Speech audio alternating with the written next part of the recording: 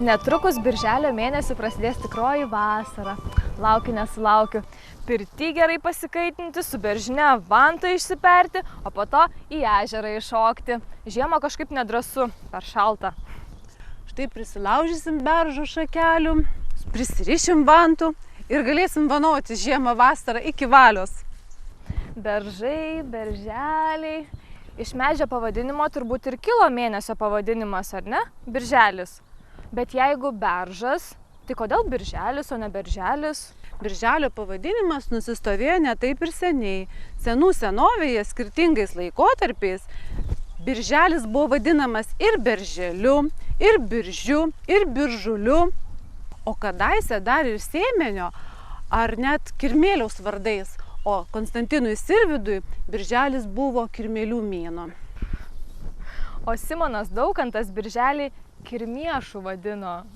Fui, bet tai buvo labai senai. Tuoj beržinės košės gausi, kažkas įvyko ne senai, o seniai. Pavyzdžiui, mes su tavim seniai nesimatėme, arba štai seniai bevaikščiau po tokį gražų beržinėlį. O senai gali kažkas atrodyti, tikiuosi aš netrodau dar senai.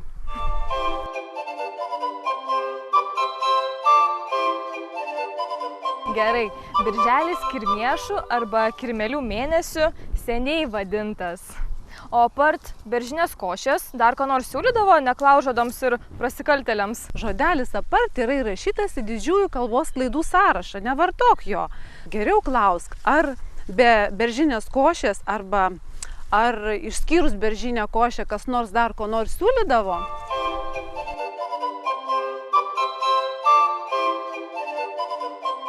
Žinai, siūlydavo ne tik beržinės košės, dar ir beržo lapienės, ir beržo taukų, arba netgi medaus.